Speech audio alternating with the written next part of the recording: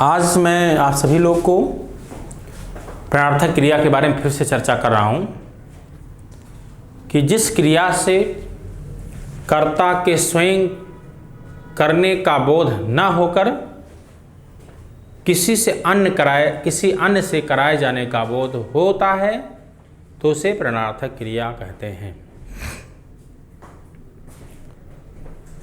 सभी प्राणार्थक क्रियाएं सकर्मक होती है।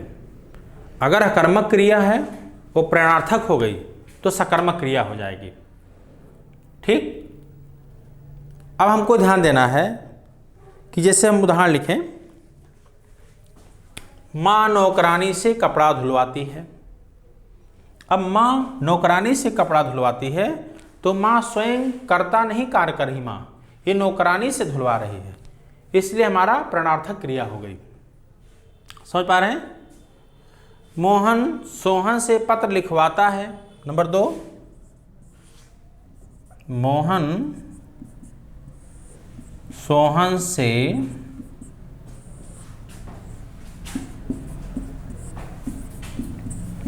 पत्र लिखवाता है।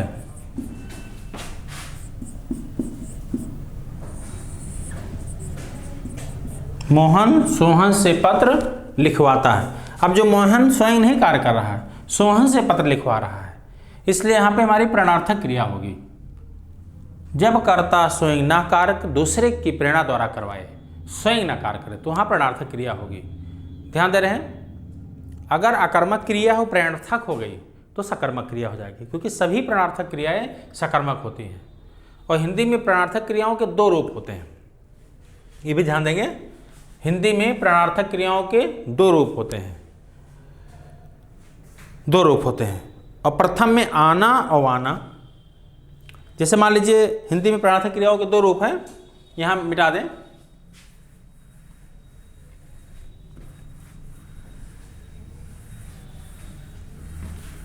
जैसे मान ले कह दें मूल क्रिया, मूल क्रिया। अब इनके 2 रूप हैं, 2 रूप हैं। अब देखेंगे, जैसे हम कहें गिरना, गिरना क्रिया है तो आना वाना करेंगे। तो अगर हम कह दें गिराना, गिराना, तो 1 रूप हो गया प्राणार्थक। और कहें गिरवाना, ये दूसरा रूप हो गया। तो गिरना मूल क्रिया का गिराना और गिरवाना, तो गिराना भी प्राणार्थक क्रिया है और गिरवाना भी प्राणार्थक क्रिया है। समझ में? जैसे क्या चलना, चलना से चलाना और चलवाना,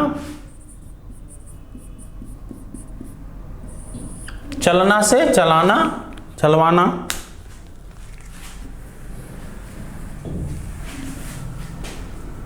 अब कहें दौड़ना से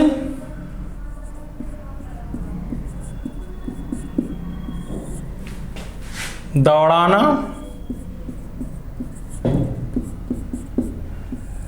दौड़वाना।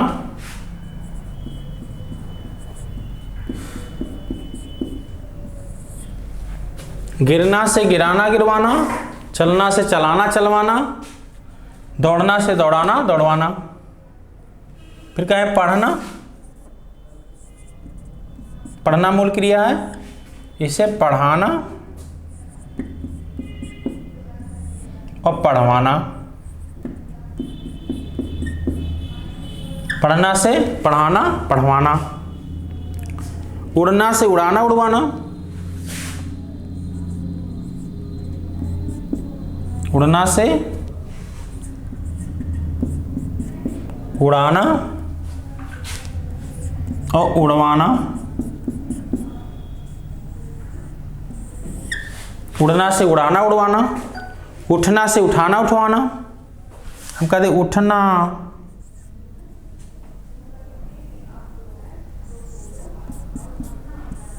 उठना से उठाना और उठवाना। उठना से उठाना, उठवाना। तो अब तो समझ में आ गया होगा आप सभी लोग को। उठना से उठाना, उठवाना। चलना से चलाना चलवाना, लिखना से लिखाना लिखवाना, और दौड़ना से दौड़ाना दौड़वाना, ये सब प्रणार्थक क्रियाएं हैं। आना वाना, ठीक है। द्वितीय रूप, तृतीय रूप। तो प्रणार्थक क्रिया 2 रूपों में होती है। तो अगर पूछा जाए कौन प्रणार्थक क्रिया नहीं है, क्योंकि हम लिख सकते हैं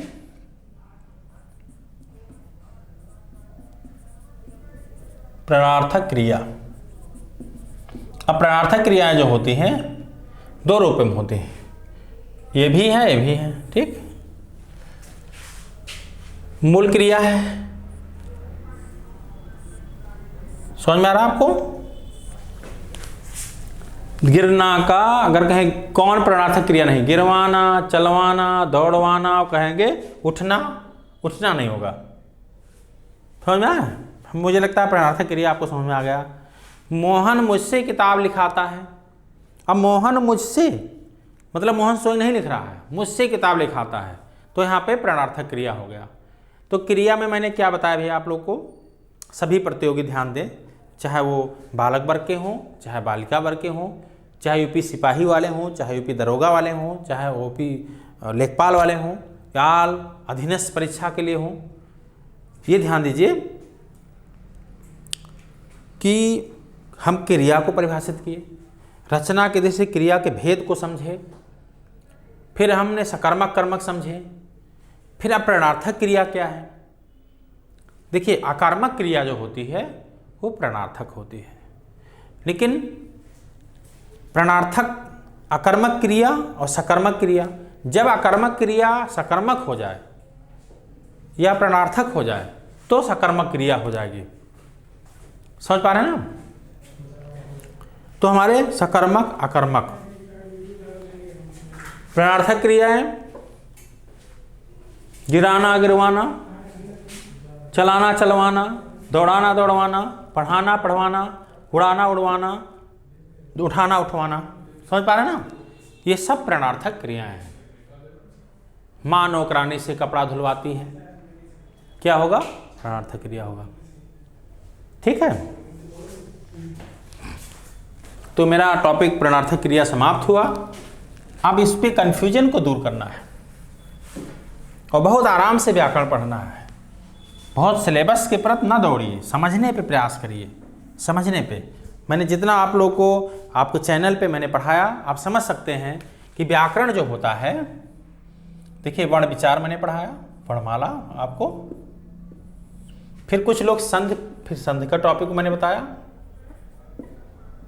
फिर मैंने आपको विराम चिन्ह बताया। आप समझ सकते हैं, विराम चिन्ह आप पढ़े। फिर आपने संज्ञा को पढ़ा, फिर मैंने सर्वनाम को पढ़ाया, फिर मैंने विशेषण को भी बताया। समझ पा रहे हैं, विशेषण को बताए। अब देखिए उसके बाद हम क्रिया पढ़ा रहे हैं, ये समझा रहे हैं। तो देखा जाए मैंने वर्णमाला, संधि, विराम चिन्ह, संज्ञा, सर्वनाम, विशेषण खूब ढंग से समझा। और क्रिया पढ़ रहे हैं। अब क्रिया के बाद मैं अव्यय समझाऊंगा, अव्यय। और अव्यय के बाद मैं क्या बताऊंगा, कारक बताऊंगा। कारक, कारक के बाद मैं क्या समझाऊंगा, लिंग बताऊंगा। फिर उसके बाद क्या बताएंगे, वचन बताएंगे। फिर उसके बाद उपसर्ग, फिर कहेंगे प्रत्यय। प्रत्यय हो गया। फिर कहेंगे वाक्य, उपवाक्य, फिर कहेंगे पदबंध, फिर कहा जाएगा पदबंध के बाद तत्सम शब्द, यानी शब्द रचना, तत्सम, फिर तदभव, फिर अर्ध तत्सम बताएंगे, अर्ध तत्सम। फिर कहेंगे देशज शब्द क्या है, फिर विदेशज। अब विदेशज में हमको जानना है किसमें आता क्या है। अरबी शब्द जानेंगे, फारसी जानेंगे, तुर्की जानेंगे, जापानी शब्द जानेंगे और पुर्तगाली शब्द जानेंगे। कितना बड़ा टॉपिक है, ठीक है। उसके बाद डच शब्द जानेंगे, ठीक, चीनी शब्द जानेंगे, समझ सकते हैं। और विदेशज के अलावा मैं संकर शब्द आपको बताऊंगा कि संकर शब्द क्या है। तो देखा जाए हमारा जो यहाँ से टॉपिक है यहाँ तक पूरा एक ही टॉपिक है, शब्द रचना। फिर इसमें कहेंगे रूढ़ शब्द क्या है, यौगिक शब्द, फिर कहेंगे योग रूढ़, योग रूढ़, रूढ़ यौगिक योग रूढ़। इतना में आपको 5 से 6 प्रश्न मिलेंगे, इसको पढ़ेंगे। तो देखा जाए सबसे इंपॉर्टेंट टॉपिक आप लोग पढ़िए। फिर क्या बताएंगे आपको, वर्तनी के बारे में चर्चा करेंगे। फिर कहेंगे वाक् शुद्धि क्या है, और कुछ पत्र लेखन के बारे में भी मैं चर्चा करूंगा। फिर देखिए अभी देखने में लगे बहुत बड़ा व्याकरण है, कुछ ऐसी चीज है बहुत जल्दी क्लियर होता है। जैसे कहेंगे पर्यायवाची क्या है, फिर विलोम, वाक्यांश के लिए एक शब्द,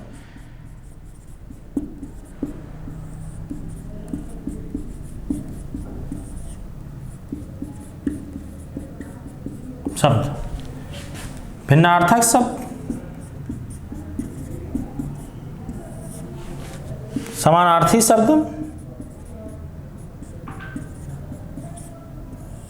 फिर कहेंगे भिन्नार्थक शब्द, समानार्थी शब्द, लोकोक्ति क्या है, फिर कहेंगे मुहावरा।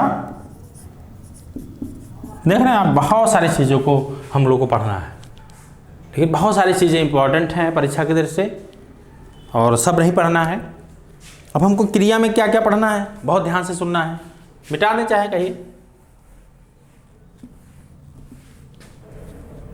समास भी पढ़ना है, समास छूट गया था ना, समास भी पढ़ना है, ये इसको भी। अब क्रिया में जानते क्या क्या पढ़ना था, सकर्मक और अकर्मक। इसी तरह इसमें वाच्य को क्लियर करना हमको, वाच्य। फिर मैंने प्रेरणार्थक क्रिया क्लियर किया, प्रेरणार्थक क्रिया। इसी तरह हमको काल क्लियर करना, काल, पूर्वकालिक क्रिया,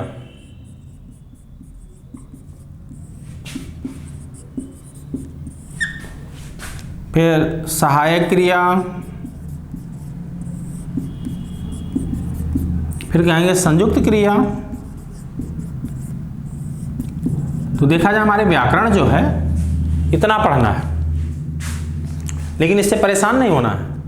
हम जो क्रिया पढ़ रहे हैं, हम सकर्मक कर्मक कुछ क्लियर किए, प्रेरणार्थक को क्लियर किया। अब हमारा अगला टॉपिक होगा वाच्य क्या है, इसको समझाएंगे।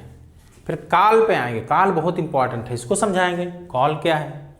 फिर पूर्वकालिक को समझाएंगे, फिर सहायक को बताएंगे, फिर संयुक्त क्रिया के 11 भेद को भी समझेंगे हम लोग, ठीक है। अब आपके क्वेश्चनों पे थोड़ा आते हैं जो कन्फ्यूजन को दूर किया जाए, ठीक।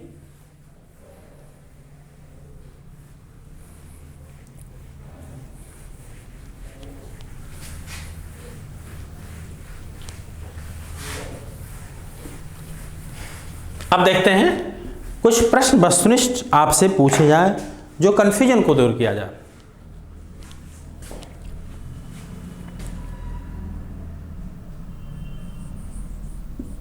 घोड़ा तेज दौड़ता है,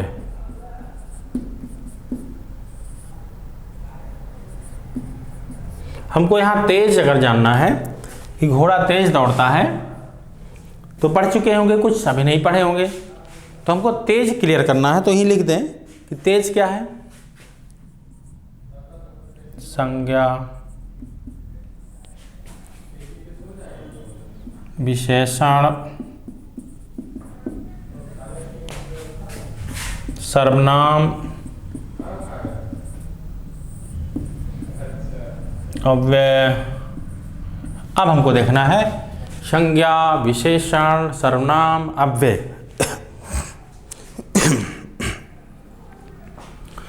अब यहाँ पे देखना है संज्ञा विशेषण सर्वनाम अव्यय। तो तेज क्या लगाएंगे? हमको अव्यय लगाना है, इसलिए अव्यय लगाएंगे क्योंकि घोड़ा तेज दौड़ता, दौड़ता तेज है।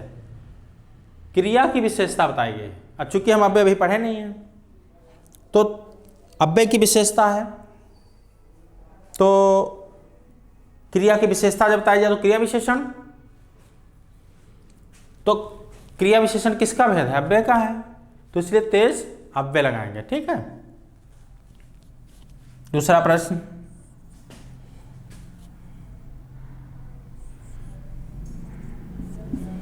रंग का भाववाचक संज्ञा है। रंग का भाववाचक संज्ञा है, ये पूछ लिया जाए आपसे, तो इसमें दे दिया जाए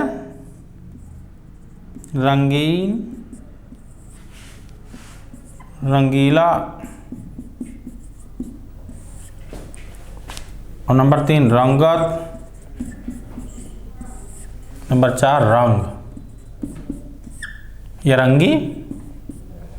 तो क्या लगाएंगे? रंगीन, रंगीला, रंगत, रंगत लगाएंगे। समझ पा रहे हैं?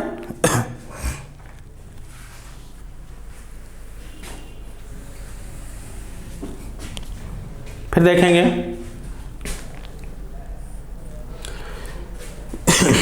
अगला प्रश्न। अगर ऐसे प्रश्न पूछे जाए कि सर्वनाम के कितने भेद, ऐसे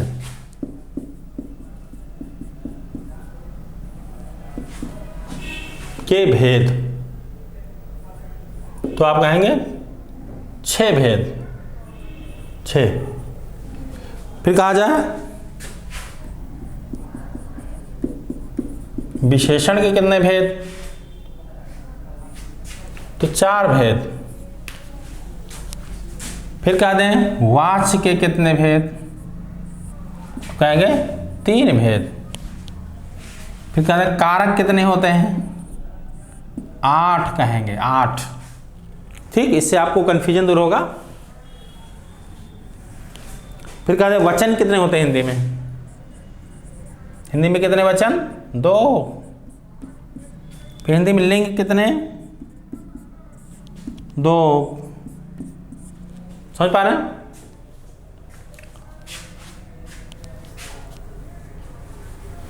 प्रत्यय के कितने भेद,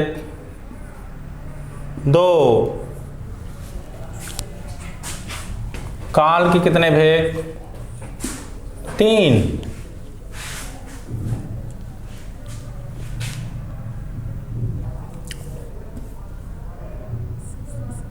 वाक्य के भेद की जब बात करें तो उसका वर्गीकरण 2 आधार पर किया गया है वाक्य के। एक रचना के आधार पर, तो रचना के आधार पर कितने वाक्य के भेद हैं, 3। अर्थ के आधार पर अगर पूछा जाए 8 भेद होते हैं। ठीक, वाक्यों का वर्गीकरण कितने आधार पर होता है? अब देखिए रचना के आधार पर कौन होते हैं, एक सरल वाक्य, मिश्र वाक्य, संयुक्त वाक्य। हम पढ़ा नहीं रहे भैया, मैंने क्या पढ़ाया आज, प्रेरणार्थक क्रिया पढ़ाया। मैंने सभी वाक्य पे भेद बता रहा है। तो सरल वाक्य, मिश्र वाक्य, संयुक्त वाक्य। फिर पूछे अर्थ के आधार पर वाक्य कितने भेद, 8 हैं। विधवाचक वाक्य, निषेधवाचक वाक्य, विस्मयवाचक वाक्य, प्रश्नवाचक वाक्य, संकेतवाचक वाक्य, संदेहवाचक वाक्य। ठीक है, विस्मयवाचक वाक्य, संकेत, संदेह। ठीक है, प्रश्न, संदेह, इच्छावाचक वाक्य, इस तरह होते हैं। और वाक्यों का वर्गीकरण कितने आधार पर किया गया है? 2 आधार पर किया गया है। समास कितने होते हैं? देखा जाए 4 भेद होते हैं, लेकिन क्या क्या पढ़ना है उसमें? अव्ययीभाव समास, तत्पुरुष समास, ठीक, बहुब्रीहि समास, द्वंद्व समास, द्विगु समास, कर्मधारय समास। जिस समास का पहला पद प्रधान हो क्या कहेंगे? अव्ययीभाव समास। जिस समास का अंतिम पद प्रधान हो क्या कहेंगे? तत्पुरुष समास। जिस समास के दोनों पद प्रधान हो, द्वंद्व समास। जिस समास का कोई भी पद प्रधान ना हो, अन्य हो, बहुब्रीहि समास। जिस समास में विशेषण विशेष विशेष और उपमेय उपमान हो, कर्मधारय समास। जिस समास का पहला पद संख्यावाची हो, पूर्व पद, वो कौन सा समास होगा? द्विगु समास। ठीक, तो इस तरह के हमको पढ़ना है। और अब कुछ हम लोग क्लास चला रहे थे, अचानक वीडियो रुक गया, तो अभी हम व्याकरण पढ़ा रहे हैं, अपलोड कर देंगे। ठीक, और इसको जो पढ़ेंगे इसको जाकर रिवीजन कर लीजिएगा। आपको असुविधा हुई होगी, इसके लिए खेद है।